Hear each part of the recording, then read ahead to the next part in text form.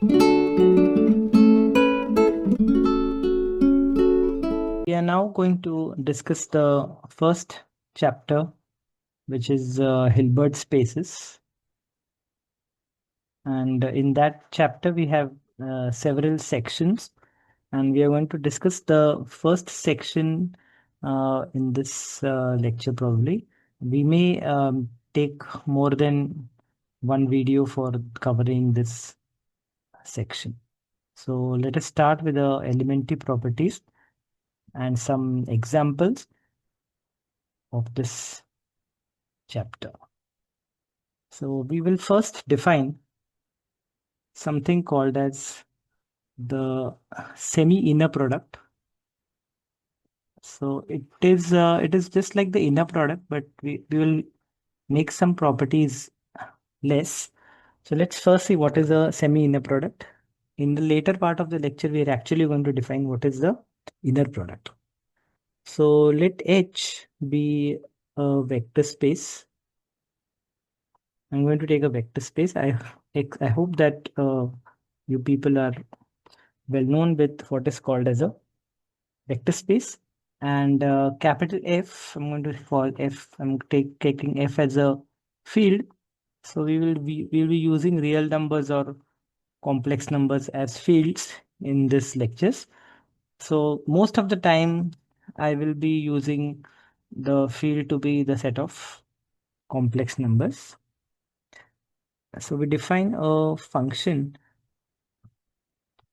u, which is from H cross H to that field, means u actually takes the input x comma y and it gives you an element in the field.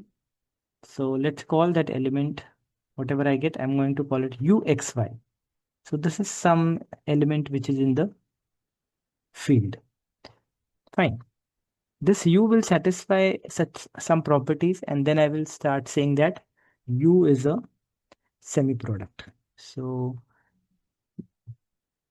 let u satisfy the following properties. So the first property is called as linearity in the first component. So it means u alpha x plus beta y comma z is equal to, so this alpha x and z will combine together, beta y and z will come together. So it is alpha, I'm going to take outside the function u, alpha times u x z plus beta times u y z, where alpha and beta are elements of the field. X and y are elements, x, y, and z, wherever I'm writing that, they are the elements from that vector space H. So this is the linearity in the first variable. So the first x combines with z, then y combines with z. And alpha and beta you can pull out of the function u. Then let's take the linearity in the second component, but we will make a small change with respect to the constants alpha and beta. So I'm going to write u x alpha y plus beta z. Then I'm going to have u x y. And now I'm going to take alpha, but I'm going to take the conjugate of alpha outside, alpha bar. And similarly, this x will combine with z. I'm going to write u x z and take the beta outside, but I'm going to take beta bar, the beta conjugate. So if the constants alpha and beta are with the second component, their conjugates will come out from the function u. The third property that u will satisfy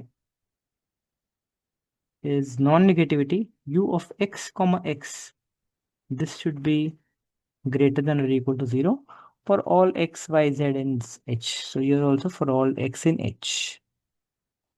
So this u is a non-negative function, and uxy, if I want to reverse the roles of x and y, if I want to write it as y and x, then I will write uyx, but sorry, I'm going to write uyx. So, and I'm going to make a conjugate of that. So if I want to reverse the roles of x and y, I have to take conjugation here. Okay. So let U satisfy these four properties. Then U is a semi-product, semi-inner product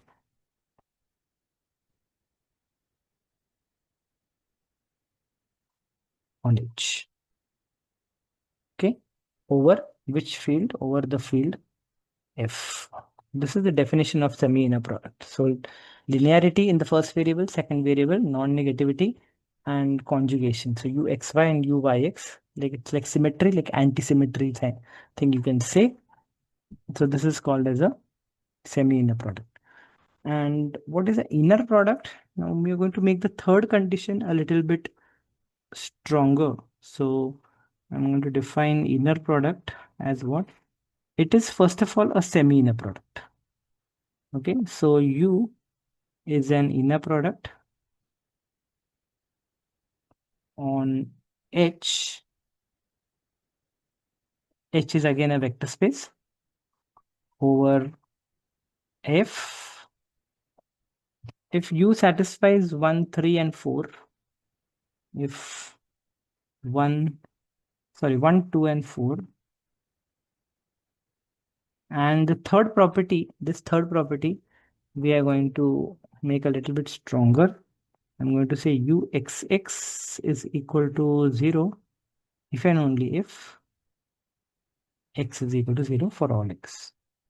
Okay, so whenever uxx comes out to be 0, we can conclude that x is 0, and when x is 0, u00 will become 0. Okay, now for the time being, let us not focus on the inner product part. Let us try to focus ourselves on the semi-inner product part of them. We will have some properties which are related to the semi-inner product. Okay, so let's take a simple problem related to this. So let me say exercise 1. So let U be a semi-inner product. Then on H over F,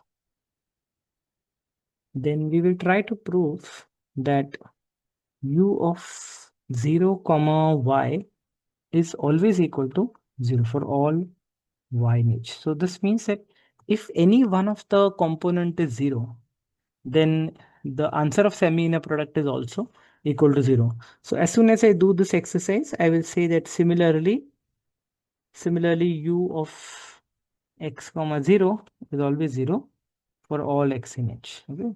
So the same idea I will use for the proof of this.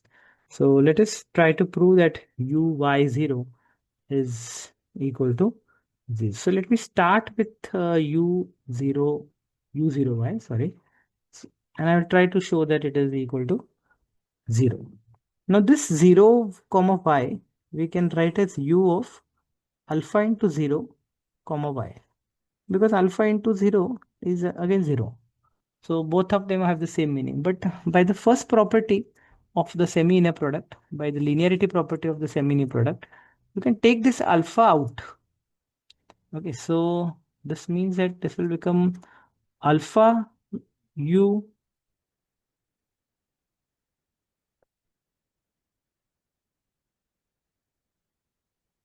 of 0y. Okay, and therefore what have we concluded is that u0y is equal to alpha into u0y. So some quantity is equal to alpha times the same quantity. So we have both these quantities are same. See u0y and u0y. So what can we say about such quantity? So that if I multiply it by alpha, still the quantity remains same. So this means that this quantity has to be basically equal to what? This quantity has to be basically equal to 0. Okay, I mean to say that this is true for all alpha. Therefore, when I put alpha equal to 0,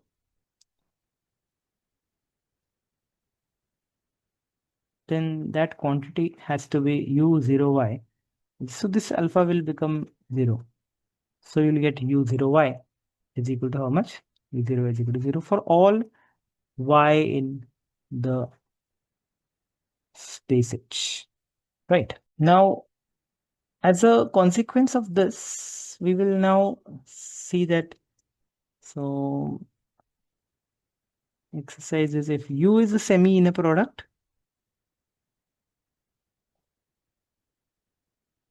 on H, then U00 is always equal to 0. So this is a very obvious exercise. By above exercise, we know that U0y is 0 for all y. Therefore, you can put y equal to 0. So once you put y equal to 0, you have proved. This is a very simple exercise for a semi-inner product. What is an example of a semi-inner product? So let me just take one example of semi-inner product. So you consider the vector space H equal to R2 and you take the field F to be the set of real numbers and you define H from U, which is a function from R2 cross R2 to the field of real number. If you remember, the definition of a semi-inner product was U of H cross H goes to the field F. Okay, so you will take x comma x1 y1 first pair comma second pair is also x, first is in R2, second is also in R2, x2 y2, and from this you will try to derive one real number. If you have these four numbers x1 y1 x2 y2, then I will get a real number. How will I get a real number? We will do x1 x2 plus y1 y2. Okay, for example, u of what is u of 2 3 comma 1 3. This means it is equal to 2 into 1 x1 into x2 plus y1 into y2 plus 3 into 3. So this is how this, so this is 2 plus 6 is 8. So from the pair 2 3 and 1 3, you got one real number. So this is how this inner product actually works. Okay, so let us now I will leave it as an exercise for you that verify U satisfies all four properties of the semi-inner product. Okay, means actually I meant to say U is a semi-inner product. In fact, you can also prove the inner product property. So you can also show that U is a inner product. Show this. Okay, just try to prove all the four properties. They're not very difficult. For inner product, you will have first, second, and fourth property, and additionally, you have to show this property uxx is equal to 0 if and only if x is equal to 0. This is one of the example of what, of the semi-inner product. In the next classes or in the upcoming lectures, we will see some more inner products also. Now what we will do is we will immediately try to prove one of the most important theorems, which is called the Cauchy-Schwarz inequality. Let this be a semi-inner product on the vector space H. Then the inner product of x comma y.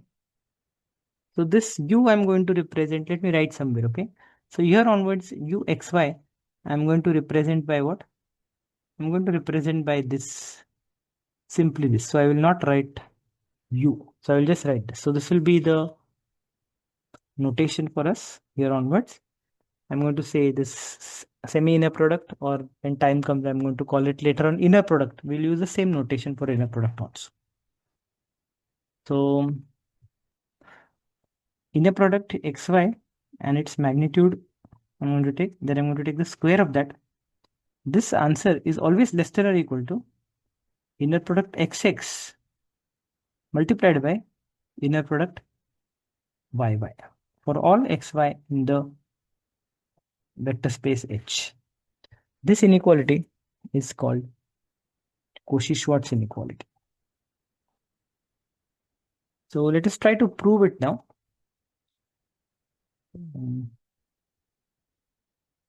Now I'm going to take, let alpha be some element in the field F. So basically I'm going to take here field, I'm going to take set of complex numbers. So I mean to say that alpha is what? Alpha is a complex number. And what we will do is we'll use by non-negativity. We know the non-negativity axiom of definition of semi-inner product. By non-negativity, we know the non-negativity says that x comma x is always greater than or equal to 0. So this I'm going to use for not x, I'm going to use it for x minus alpha y. What are x and y? X and y are any elements in Hilbert space. So in the vector space, sorry, where x and y are elements in the vector space H. So I'm going to, so x minus alpha y comma x minus alpha y is greater than or equal to 0 by the non-negativity part of semi-inner product. And I'm going to expand this now. So 0 is less than or equal to x minus alpha y comma x minus alpha y. It's the same statement written in other way. So 0 is less than or equal to, I'm going to separate this now. So x comma x minus alpha y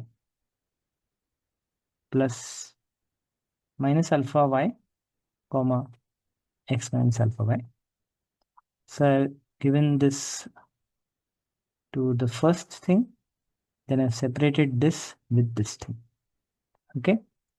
Then let us separate, it is equal to this x I'm going to separate to both other terms also.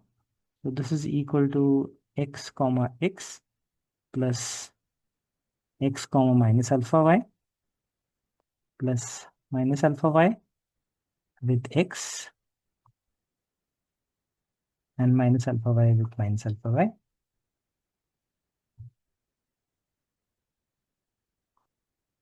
So this will become xx minus alpha when it comes outside, it is in the second coordinate. So it will become the conjugate. So minus alpha bar xy. Here it will become minus alpha will directly come outside because it is in the first coordinate. Minus alpha yx. Here minus alpha y will come from the first coordinate and minus alpha bar will come out from the second coordinate. So it will become plus alpha and alpha bar. And inside the inner product, we will have yy. So let me write it in a bit cleaner way. Xx minus alpha bar xy minus alpha yx plus alpha bar is actually mod alpha square. So let me keep it for the time being as it is.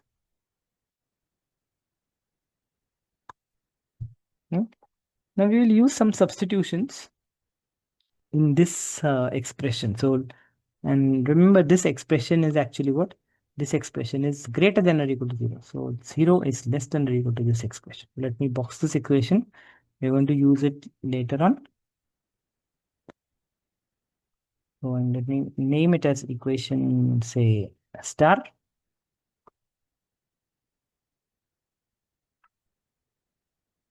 And now let us use some substitutions. Let me change the page. So substitute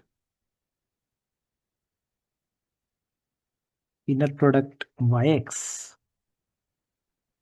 Now we know that when I take inner product of two elements x and y, it becomes an element of the field. And what field have I chosen here? I've chosen here, I'm saying the field is complex number. So actually this inner product is what? This is a complex number. So all these are, this is a complex number, complex number, complex number. And they add, this combination comes together and that becomes a real number. and that real number is greater than or equal to what? That real number is greater than or equal to 0. But this is the meaning of this line, right? So this y comma x is a complex number. So I can write that complex number in the exponential form or the polar form, which is inner product of ix. I can write as b e raised to I theta. Okay, where this b is actually non-negative because it's the magnitude of the complex number. Okay, and theta is any real number. So actually I mean to say that this b is nothing but the, if I have z equal to r e raised to I theta, then this r is obviously non-negative, that is true. But r is actually magnitude of that complex number. So here b is equal to magnitude of the complex number y comma x, right? And magnitude of that of any complex number is the same as magnitude of its conjugate also. So this is the same as magnitude of yx bar also, right? Because the complex number and its magnitude have the same magnitudes. Okay, conjugate and of the number and complex number have same magnitude. And this by definition of, we know that what is yx in a product bar, it will reverse the roles of x and y and the conjugate will go away. So this will become just what? This will become just xy. So indirectly when I assume, as soon as I say that yx is b e raised to I theta, we get conclude that we get a conclusion that this b is nothing but magnitude, this b is nothing but magnitude of what? The inner product xy. Let's box this expression for b. We are going to need it later on. So what is b? B is nothing but magnitude of inner product xy. And I'm going to put alpha here in this expression. I'm also going to substitute something for alpha. And let me substitute alpha equal to, alpha is also a complex number, right? Initially, we have written that alpha is a complex number. So that alpha I'm going to substitute as t e raised to minus I theta. T e raised to minus I theta. We are going to choose the same theta which we have got here. So let's, right? So who is theta? Theta is nothing but the theta that we obtained from y comma x, from this complex number y comma x. That theta we are going to put here, and we are going to let alpha equal to t e raised to I theta. This t can be any real number. Now,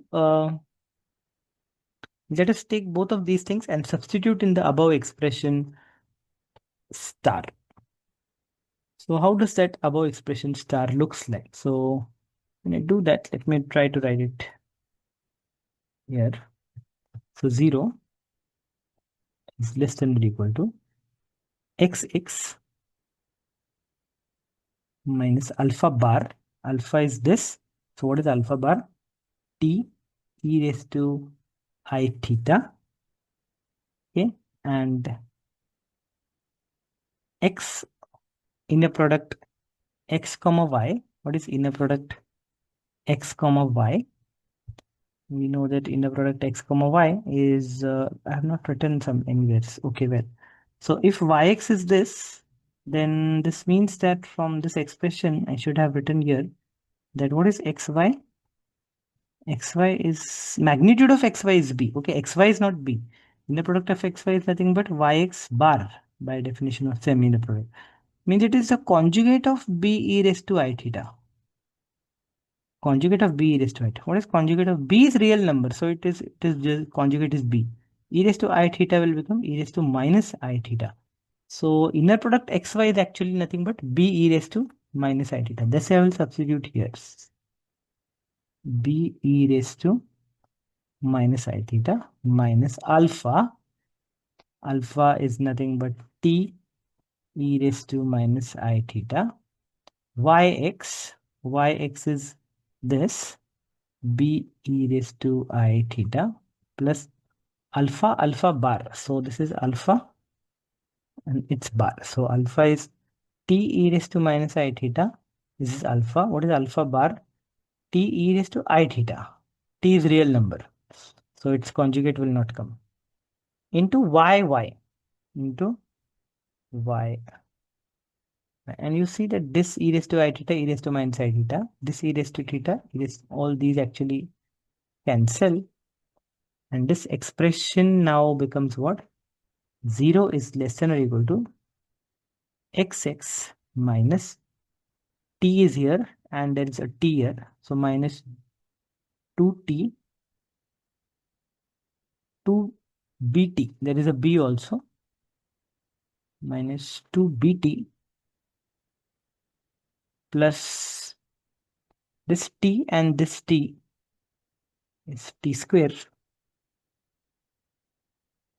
Net product yy. Okay, so we got this expression after the substitutions. Okay, this was all behind the screen. All these substitutions we have done. Okay, so let me just put them in a box. So we just put a box to them. All these substitutions I have used to obtain the above expression, this above equation. Okay, let me write it again. What is that equation? Xx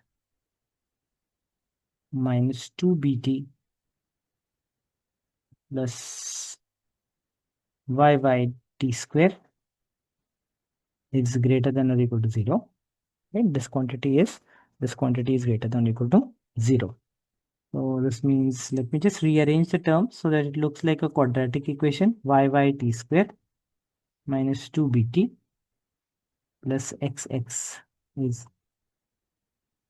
greater than or equal to 0. And this yy, I'm going to call it some, let me say, let's call A equal to inner product yy.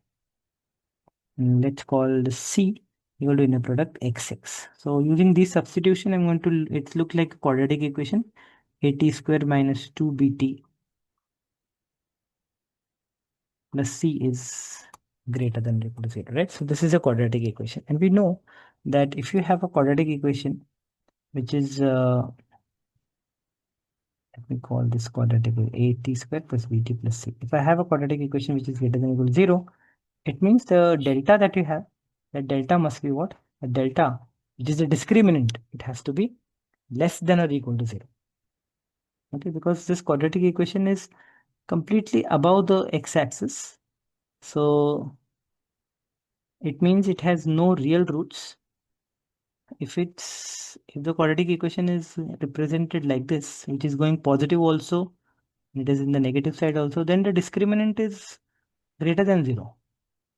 The quadratic curve just touches the x-axis, means delta is equal to 0, right? So if I have this quadratic equation which is greater than or equal to 0, means it is its delta. Here its delta is certainly strictly negative, and here its delta is 0. So what is the choice for delta, I can say? So delta can be what? Delta can be negative and delta can be 0.